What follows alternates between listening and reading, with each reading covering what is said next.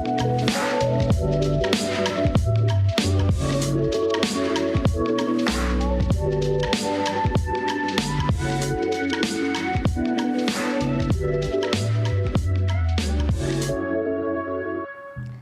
वालेकुम नाज़रीन जी, सेहत की पूरी टीम की जानिब से आप सबको ईद उन मिलादुन नबी बहुत बहुत मुबारक हो। प्रोग्राम की जानिब जाएंगे। नाज़रीन, इंसानी जिस्म में दिल की अहमियत किसी से ढकी छुपी नहीं। अमूमन दिल की धड़कन को ही ज़िंदगी तस्वुर किया जाता है। बदकिस्मती से पाकिस्तान में अमराज़ क़ल्ब में काफ़ी हद तक इजाफ़ा देखने में आया है। ये अब ना सिर्फ बड़ों बल्कि बच्चों और नौजवानों के लिए भी आम और ख़तरनाक मर्ज़ बन चुका है। इस पे आज हम बात करेंगे। साथ ही इस शदीद गर्मी में हार्ट पेशेंट किन चीज़ों से एहतियात करें, अपना डाइट प्लान क्या बनाएं, जानेंगे। हमारे साथ मौजूद है interventional cardiologist doctor Fawad Farooq साहब। सबसे पहले तो बहुत शुक्रिया डॉक्टर फवाद आपके वक्त का। डॉक्टर फवाद, सबसे पहले तो ये बताइएगा कि अमराज़ क़ल्ब की तशख़ीस कैसे मुमकिन है और वो कौन से स्टेजेस होते हैं, कौन से सिम्टम्स होते हैं जिससे हम बाआसानी क्योर कर सकते हैं? अच्छा देखें, दिल के अमराज ना अलामतों के हिसाब से तो बड़ा क्लियर है। दो चार बातें होती हैं जो अगर आप में हो रही हूँ तो आपको ये सोचना चाहिए कि ये दिल का मर्ज़ हो सकता है जी। और उसमें क्या बातें हैं कि देखें, एक तो सीने का दर्द है, दूसरा सांस में तकलीफ़ होना, तीसरा सूजन जिस्म में, चौथा एक चीज़ हम कहते हैं सिनकपी यानी बेहोशी हो जाना। जी। अच्छा देखें, सांस या सीने में दर्द और भी बहुत सी वजूहात हैं जी। लेकिन अब दिल की कुछ ख़ास बातें होती हैं जो इंसान को हमेशा सोच में रखनी चाहिए कि अगर इस नौइयत से सीने में दर्द हो रहा है तो वो दिल का हो सकता है। जी। और वो क्या होता है कि अगर चलने फिरने में, फ़िज़िकल एक्टिविटी में, सीढ़ी चढ़ने में, इसमें आपको सीने पे दर्द या दबाव आ रहा है जी। और आराम करने से, रेस्ट कर लेने से वो चीज़ ठीक हो जाती है, ठीक है। तो ये ज़्यादा चांसेस यही हैं कि इस नौइयत का दर्द दिल का हो सकता है। जी। अच्छा, कभी कभी जब दिल का दौरा पड़ रहा होता है जी। तो ये दिल का दर्द बैठे बैठे आता है जी। और बैठे बैठे इस नौइयत से आता है कि सीने के बिल्कुल दरमियान में शुरू होगा और आहिस्ते आहिस्ते पूरे सीने में फैलता जाएगा, गर्दन या कंधों की तरफ जाएगा और कभी कभार इसकी शिद्दत इतनी ज़्यादा होती है जी। कि लोग इसके साथ बेहोश हो सकते हैं, एकदम से उनकी सांस बेकाबू हो सकती है। जी। तो इस नौइयत की तकलीफ होनी शुरू हो जी। तो फौरी अस्पताल जाना। ये जो मैंने रेस्टिंग चेस्ट पेन, जी। वरना चलने फिरने या फिजिकल एक्टिविटी में सीने में दर्द हो रहा है, जी। ये भी वो दर्द है जिसमें आपको फौरी तौर पे डॉक्टर को दिखाना चाहिए ठीक है। ताकि मजीद तशखीस हो सके। सिंपली सांस की जब हम बात करें, देखिए जी। सांस चढ़ना बड़ा कॉमन अमल है। ज़रा सा इंसान थोड़ा सा ज़्यादा चल ले तो उसको सांस महसूस होती है, बिल्कुल ठीक है।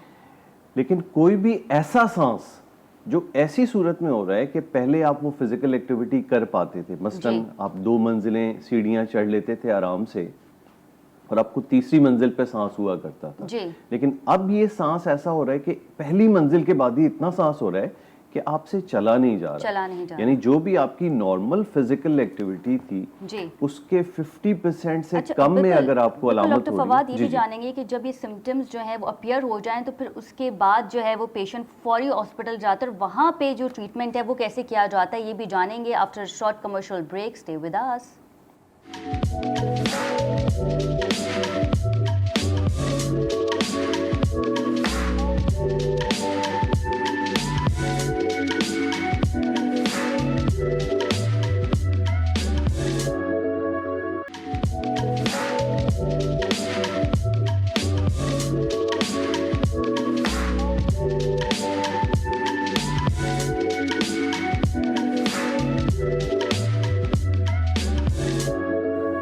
जी नाज़रीन, welcome back from the break. और ब्रेक में जाने से पहले हम बात कर रहे थे अमराज़ क़ल्ब के बारे में। डॉक्टर फवाद हमारे साथ स्टूडियो में मौजूद हैं और उन्होंने जो सिम्टम्स बताए हैं, डॉक्टर फवाद आपने बताए हैं कि सांस फूलना और दिल में जो है सीने में शदीद तकलीफ़ और दर्द होना। जब ये तमाम तर चीज़ें हो रही होती हैं तो पेशेंट को फौरी हॉस्पिटल लाया जाता है, तो वहाँ डॉक्टर की जानिब से ट्रीटमेंट कैसे किया जाता है, पहला स्टेप क्या होता है? स्पेशली इसमें हम ना सीने के दर्द की बात अगर हम कर लें तो देखें, सीने के दर्द के साथ जब भी आप अस्पताल जाएंगे तो पहली चीज़ ये है कि ईसीजी की जाएगी और बहुत से मरीज़ों में ईसीजी से बड़ा वाज़े पता चल जाता है कि आपको हार्ट अटैक हो रहा है।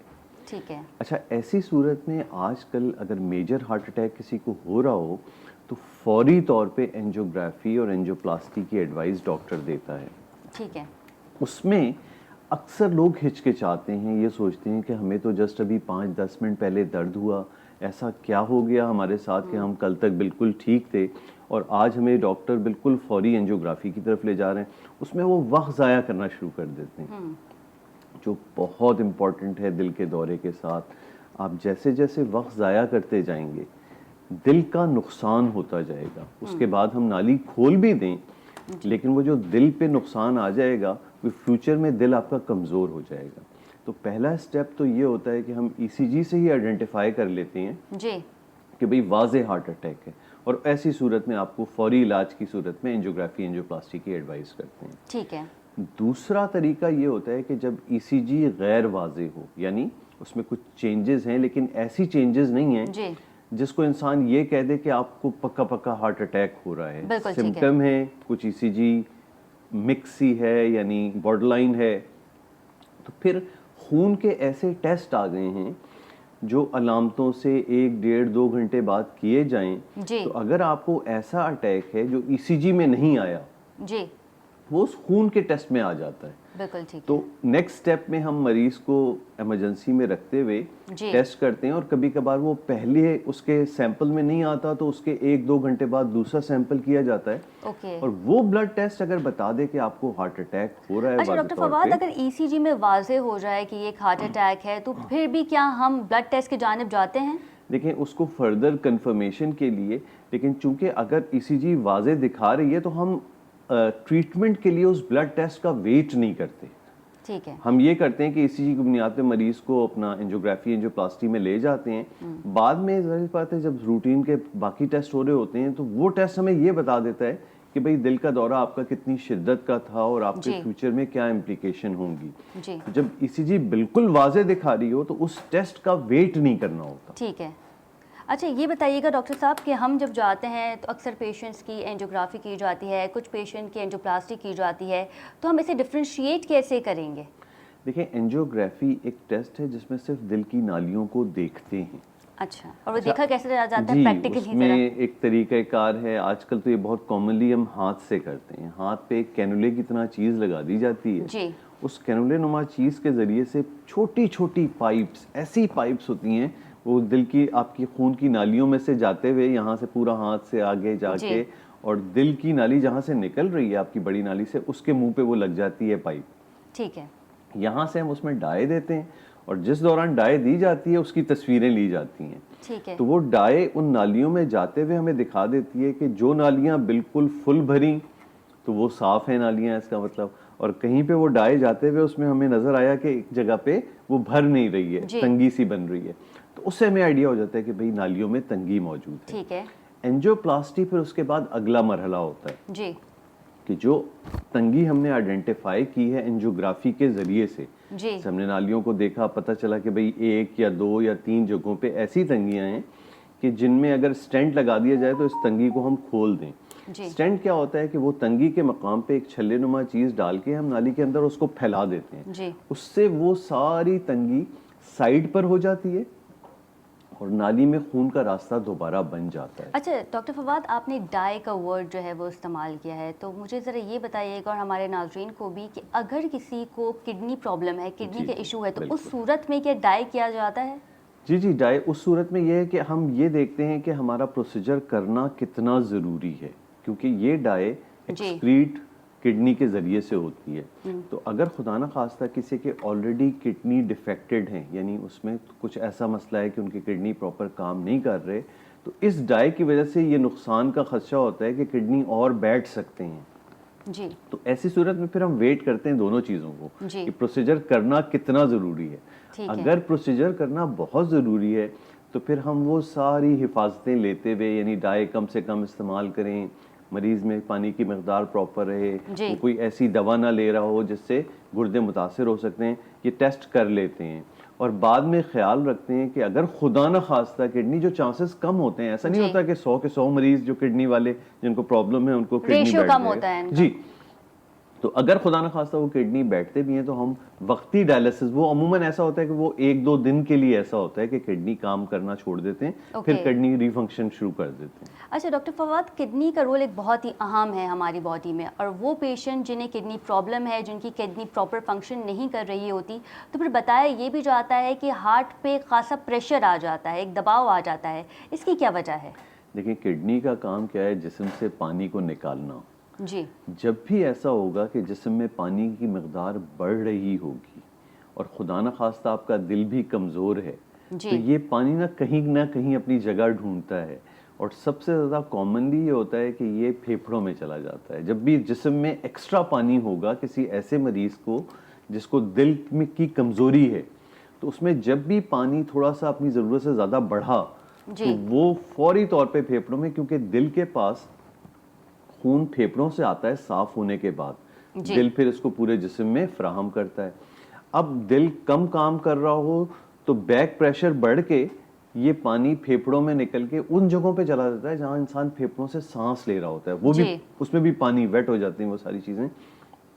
तो गुर्दे की खराबी पानी नहीं निकलने दे रही, जिसमें पानी बढ़ता जा रहा है, दिल को काम करना पड़ रहा है, लेकिन दिल चूंकि खुद कमजोर है तो बैक प्रेशर की वजह से सारा पानी अल्टीमेटली फेफड़ों में आके और शदीद सांस करता है। कभी ऐसे जिनके घरों में दिल के मरीज हैं उन्होंने अक्सर सुना होगा कि शदीद सांस के साथ, उसके बाद हम क्या देखते हैं डॉक्टर फवाद कि हमारी हार्ट बीट जी पेशाब की ऐसी दवाइयां होती हैं जिनसे फिर पेशाब ज्यादा निकालने की कोशिश करते हैं ताकि जिस्म से पानी निकल पाए, तो उसकी फिर कैफियत बेहतर हो जाती है। लेकिन फिर उस सिनेरियो में क्या हमारी हार्ट बीट स्लो हो जाती है, या हमारे सीने में दर्द होता है, या फिर हमें हार्ट की दवाई अद्वियात जो है वो लेनी पड़ती है? ऐसी सूरत में देखें, जब भी दिल में फेफड़ों में पानी आता है ना, तो दिल की धड़कन वक्ती तौर पे बहुत बढ़ जाती है। जैसे जैसे चीजें बेहतर होने लगती हैं दिल की धड़कन वापस आने लगती है। लेकिन आपने दवाई के हवाले से बात की, तो फ्यूचर में इससे बचने के लिए आपको दवाइयों का एक बड़ा प्रॉपर बैलेंस लेना होता है। उसमें अक्सर ऐसे लोग जिनके जिस्म में पानी बढ़ने का खदशा होता है, तो हम उनको अक्सर पेशाब की गोलियां देते हैं रोजाना की बुनियाद पे, कि भाई रोजाना सुबह एक आप गोली ऐसी ले रहे होते हैं जिससे पेशाब ज्यादा आता है ताकि जिस्म में पानी बढ़ने ना पाए। तो फिर क्या ये लाइफ टाइम चलती है? जी, उसमें फिर डिपेंड करता है कि आप इनटेक भी अपना कम रखें। जैसे आप पानी कम लेंगे तो जिस्म में कम पानी जाएगा, तो वो पेशाब वाली गोली की जरूरत कम से कम होती जाएगी। अक्सर लोग वो पेशाब वाली गोली छोड़ देते हैं अपने तौर पे डॉक्टर को बताए बगैर, जिससे क्या होता है कि डॉक्टर ने आपके हिसाब से सोचते हुए कि आपके अंदर चूंकि पानी भर जाता है तो इसलिए थोड़ी सी मकदार में पेशाब की गोली चलनी चाहिए, लेकिन उससे एक प्रॉब्लम ज़रूर होता है कि आपको 2, 3, 4 मरतबा एकदम से वो गोली लेने के बाद पेशाब आता है, तो अक्सर बुजुर्ग हजरात वो अपने तौर पे छोड़ देते हैं, और फिर एकदम से हफ्ते 10 दिन बाद वो इंक्रीज जो पानी जिस्म में होता है वो एक सैलाब की सूरत में सांस शदीद कर लेता है, तो वो दवा छोड़नी नहीं चाहिए। अच्छा, एक बहुत ही अहम क्वेश्चन है जो कॉमनली लोग सोशल मीडिया पे पूछते हैं, और वो ये होता है कि अगर आपकी फैमिली में से फॉर एग्जांपल आपके ग्रैंडफादर, ग्रैंडमदर और आपकी खुद की मदर अगर हार्ट पेशेंट है, तो फिर आने वाले वक्त में क्या उनके बच्चों में भी ये मर्ज़ पाया जा सकता है? क्या हार्ट डिजीज़ का ताल्लुक हमारी हेरिडिटी से? क्योंकि डॉक्टर फवाद, जब भी हम डायबिटिक पेशेंट की बात करते हैं और वो किसी हॉस्पिटल में जाते हैं, तो डॉक्टर्स का सबसे पहला सवाल ये होता है कि आपकी फैमिली में कोई डायबिटिक पेशेंट है, तो क्या हार्ट का भी यही सिलसिला होता है? जी बिल्कुल। फैमिली हिस्ट्री हम पॉजिटिव उस सूरत में कहते हैं जब भी यंग एज में आपकी फैमिली में दिल के अमराज हुए हों, और यंग एज हम मर्दों के लिए रखते हैं कि 55 से कम एज में, और ख़वातीन के लिए 65 एज होती है। कि आपकी फैमिली में किसी को भी अगर वो फीमेल हैं तो 65 से कम एज में हार्ट अटैक, दिल का दौरा या स्टेंट या बाईपास हुए हैं, तो आपके अंदर बाकी लोगों के मुकाबले में चांसेस ज़्यादा होंगे। सिमिलरली मेल पेशेंट्स आपके फैमिली में, और फैमिली भी समझना इंपॉर्टेंट है, फैमिली आपके भाई बहन और वालिद वालिदा, ये वो फैमिली कहलाती है। अच्छा, हम ग्रैंडमदर, ग्रैंडफादर, नहीं, उनको हम फैमिली कंसिडर नहीं करते। आपके माँ बाप और आपके भाई बहन, इनमें से अगर मर्दों में से किसी को 55 साल से कम उम्र में और ख़वातीन में किसी को 65 साल से कम उम्र में दिल का मर्ज हुआ है, तो आप में ये मर्ज होने के चांसेस बहुत ज़्यादा हैं।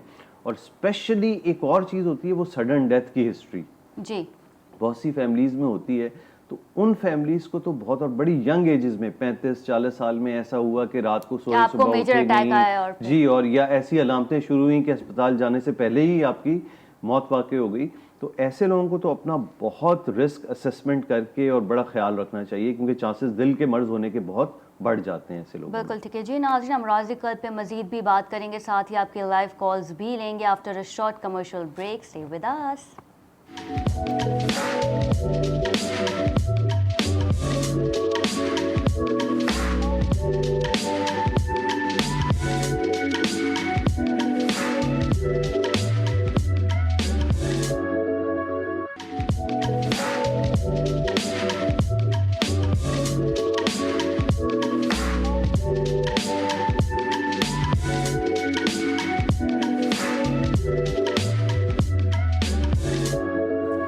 नाज़रीन, welcome back from the break. और ब्रेक में जाने से पहले हम बात कर रहे थे हार्ट डिजीज़ के हवाले से। कई ऐसे पेशेंट हैं जिन्हें हार्ट बीट लो की शिकायत होती है, उसके बाद डॉक्टर्स उनका ट्रीटमेंट कैसे करते हैं जानेंगे। हमारे साथ मौजूद है डॉक्टर फवाद। डॉक्टर फवाद, सबसे पहले तो ये बताइएगा कि हार्ट बीट स्लो होने की वजह क्या होती है और पेस मेकर कब रिकमेंड किया जाता है? हाँ, ये बड़ा इंपॉर्टेंट सवाल इस हवाले से है कि अक्सर ऐसा होता है कि ओल्ड एजेस में एक वक्त होता है, क्योंकि देखें हार्ट बीट को कंट्रोल करने के लिए दिल में एक, बिल्कुल जैसे हमारे यहाँ बिजली का निज़ाम है जी, ऐसे ही दिल में एक बिजली का पूरा निज़ाम बना हुआ है जी, जो जनरेट करता है कि आपके दिल को 1 मिनट में कितनी मरतबा धड़कना है, और जब ज़रूरत ज़्यादा पड़ रही है तो वो तेज़ धड़कता है, जब ज़रूरत नहीं है तो वो एक, तो नॉर्मल लिमिट इसकी 60 से 100 के दरमियान होती है जी, कि 60 से कम ना हो और 100 से मुस्तक़लन ज़्यादा ना रहे। वक्ती तौर पे बढ़ तो सकती है।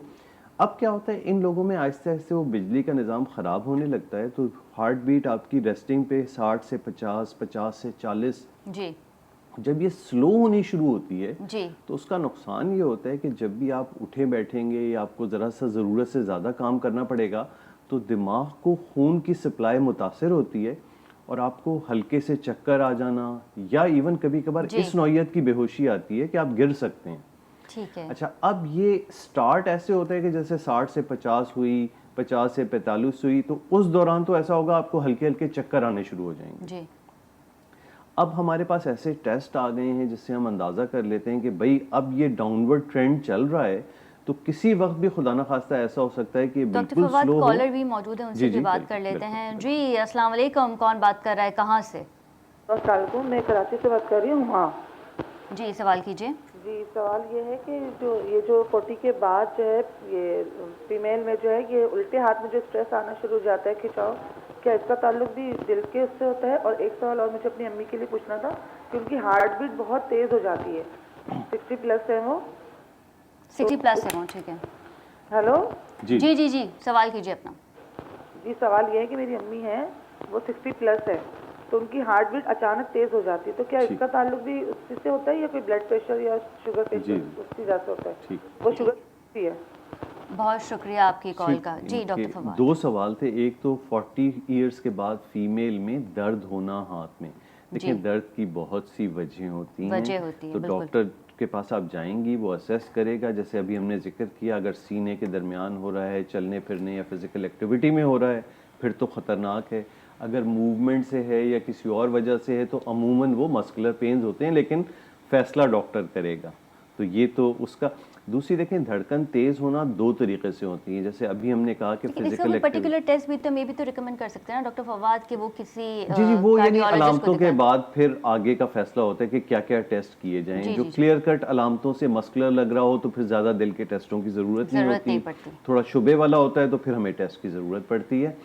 धड़कन के हवाले से जैसे मैंने जिक्र किया, देखें कुछ लोगों की इमोशनल स्ट्रेस हो या फिजिकल एक्टिविटी करें तो धड़कन बढ़ती है अगर उनको चलने फिरने या फिजिकल एक्टिविटी की आदत नहीं है। लेकिन कुछ धड़कनें मर्ज वाली होती हैं। जैसे अभी हम बिजली के निज़ाम का जिक्र कर रहे थे, तो कुछ बिजली के निज़ाम ऐसे भी होते हैं दिल के में कि शॉर्ट सर्किटिंग होके एकदम से धड़कन आपकी बढ़ जाएगी। जी। तो वो भी अगेन धड़कन के दौरान ईसीजी से हमें पता चलता है। जिस दौरान धड़कन हो वो कुछ देर रह रही हो तो फौरी डॉक्टर के पास जाके ईसीजी करा लें ताकि अंदाज़ा हो जाए कि ये मर्ज वाली धड़कन है या नॉर्मल धड़कन सिर्फ सिचुएशंस के हवाले से बढ़ी हुई है जी। अच्छा, इससे पहले हम धड़कन स्लो होने की बात कर अच्छा, अब देखें उसमें मैं जैसे जिक्र कर रहा था कि जब भी वो हमें नज़र आना शुरू होता है कि अब ये उस रेंज में जा रही है कि इंसान किसी वक्त भी चलते फिरते कहीं पे भी गिर सकता है उस धड़कन के स्लो होने की वजह से। ये वो टाइम होता है जब डॉक्टर आपको एडवाइस कर देता है कि अब आप पेस मेकर लगवा लें। पेस मेकर लगवा अच्छा, लें। पेस मेकर क्या है कि एक एक्सटर्नल बैटरी टाइप की चीज़ होती है जी। जो आपके सीने के इस जगह पे स्किन को थोड़ा सा इस तरह करके लगा दी जाती है। ठीक है। उसकी वायर दिल के अंदर रहती है और वो सेंस करता रहता है कि आपकी धड़कन कब ऐसा हुई कि 40 से या 30 से बिल्कुल कम हो रही जी। है, तो अब वो यूपीएस की तरह काम करना शुरू कर देती देता है। बिल्कुल। अच्छा डॉक्टर फवाद, फिर लोग ये भी सवाल करते हैं कि पेस मेकर की लाइफ कितनी होती है? वंस अगर किसी पेशेंट को पेस मेकर इंस्टॉल हो जाता है तो वक्तन फ़वक्तन डॉक्टर के पास चेकअप के लिए कब आएँ, और फिर दोबारा भी क्या पेस मेकर लगाया जा सकता है? देखिए, पेस मेकर की सूरत में अगर आपको कोई और मर्ज नहीं है, सिर्फ पेस मेकर लगा था, तो 6 महीने में एक मरतबा डॉक्टर के पास पेस मेकर की चेकिंग ज़रूरी होती है जी। ताकि अंदाज़ा हो जाए कि उसकी सेटिंग और वो तमाम चीज़ें ठीक चल रही हैं या नहीं चल रही हैं। दूसरी, उसकी लाइफ का इन्हिसार इस पे होता है कि उसको कितना इस्तेमाल होना पड़ा। अगर वो मुस्तकिलन काम कर रहा है तो 7 से 10 साल में अमूमन ये ख़त्म हो जाता है, आपको फिर पेस मेकर लगाना पड़ता है। और प्रोसीजर वही होगा जिस तरह वो आपको सेम होता है और उसमें बल्कि आसानी होती है कि वो जो लीड आपकी पड़ी वो तो अंदर पड़ी रहती है, सिर्फ जो बाहर उसकी बैटरी पड़ी हुई होती है उसको स्किन से थोड़ा सा कट मार के निकाल के दूसरी बैटरी लगा देते हैं, तो कोई ज़्यादा चीर फाड़ की अच्छा, इसकी ज़रूरत कोई नहीं पड़ती। मखसूस एज भी होती है कि अगर हमने इस सिनेरियो में जाना है और पेस मेकर को चेंज करना है तो हम ज़्यादा बड़ी एज में जो है वो इसे इंस्टॉल नहीं कर सकते? कॉलर हमारे साथ मौजूद है। जी अस्सलाम वालेकुम, कौन बात कर रहा है, कहाँ से? सलाम, मोहम्मद ज़्यादा बात कर रहा हूँ मर्दान से। जी सवाल कीजिए सर। सवाल ये, मैंने तकरीबन 3 महीने पहले एक स्टंट लगाया है। ठीक अभी है। मुझे तकलीफ नहीं है, लेकिन डॉक्टर ने कहा परहेज का कहा कि मैं 30-40 किलो तक वजन उठा सकता हूँ को नहीं, क्योंकि हमारी पेशा जिम्मेदारी है। जी जी, वज़न उठाने की या मशक्क़त की बात कर रहे हैं। हाँ, देखिए, स्टेंट के बाद हर किस्म की एक्टिविटी आप कर सकते हैं। हमारे बहुत से ऐसे मरीज़ हैं जो हैवी जिम तक करते हैं, 3-3 स्टेंट उनको लगे हुए हैं, लेकिन बस ये होता है कि स्टेंट के बाद इस पूरे सिलसिले को स्लो आगे बढ़ाना चाहिए। तो स्टेंट लगने से खुदा न खास्ता आप में कोई डिफेक्ट नहीं आ जाता कि आप कोई काम कर सकते हैं, कोई काम नहीं कर सकते। जी। आप तमाम काम कर सकते हैं। बस ये होता है कभी कभार कुछ लोगों के दिल भी कमज़ोर होते हैं, तो दिल अगर कमज़ोर है तो फिर तो वो ज़रा हमें एडजस्ट करना पड़ता है कि आप किस किस्म की फ़िज़िकल एक्टिविटी करें, किस किस्म की ना करें।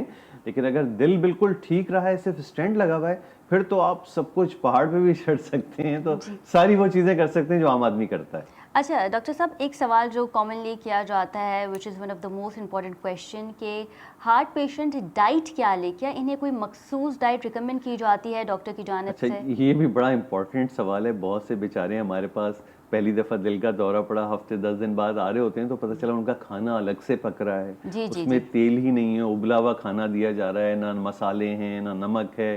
खुदा के लिए ऐसा ना करें, मरीज़ बिल्कुल कमज़ोर होकर लागर हो जाएगा। जी। वो सब चीज़ें खा सकता है, बस एतदाल रखना होता है। एतदाल ये होता है कि आप अपनी डाइट के अगर 100% को लेते हैं टोटल, तो उसको आपने पोर्शन वाइज करना होता है। तो पोर्शन वाइज में ज़्यादा अच्छा ये होता है कि फल सब्जियां आपके खानों में बढ़ जाएं, जी। फाइबर यानी कच्ची सब्जियां वो बढ़ जाएं, फैट यानी चिकनाई कम से कम हो जाए, ख़त्म नहीं होनी है, जी। और इसके साथ साथ आप शुगर या मिठास को कम कर दें। ये एक पैकेज बनाना होता है। तो हम आम जबान में अपने खानों की बात करें तो आप फल सब्जियों को बढ़ाएं, गोश्त सर कोशिश सब्जियां अक्सर लोग खाते नहीं ना, हमारे यहाँ ये पे बड़ा तो प्रॉब्लम है। हमने टेस्ट बड बचपन से निहारी और हाँ, टिक्की का सिलसिला शुरू हो बिल्कुल। जाता है वो भी यहाँ। खा सकते हैं हफ्ते या महीने में एक मरतबा, डिपेंडिंग ऑन आपकी फिजिकल एक्टिविटी का लेवल क्या है। अगर आप बहुत अच्छी फिजिकल एक्टिविटी करते हैं तो इवन हफ्ते में एक दिन आप चीट डे रख सकते हैं जिसमें आप हर वो चीज़ खा सकते हैं जो बज़ाहिर लगता है कि बिल्कुल मना है, नहीं, लेकिन 6 दिन एक डिसिप्लिन डाइट लेनी अच्छा, कोई पड़ेगी। पर्टिकुलर फूड जो हार्ट डिजीज के लिए बहुत मुफीद साबित हो सकता है डॉक्टर फवाद? देखिए, उसमें कच्ची सब्जियां बेहतरीन फल हैं। इवन मेवाजात लोग बना कर रहे होते हैं, डर रहे होते हैं, मेवाजात अच्छे हैं। तो सब्जियां और मेवाजात, बस आप मिठास और चिकनाई से अपने आप को दूर रखें। बिल्कुल ठीक है। कॉलर मौजूद हैं। जी अस्सलाम वालेकुम, कौन बात कर रहा है, कहाँ से? वालेकुम सलाम मोहतरमा, मैं कोयटा बलूचिस्तान मुश्ताबाग से बात कर रहा हूँ। जी सवाल कीजिए। मोहतरमा, मेरा दिल में कोई मसला है, पता नहीं अभी तक मुझे मालूम नहीं है कि क्या मसला है।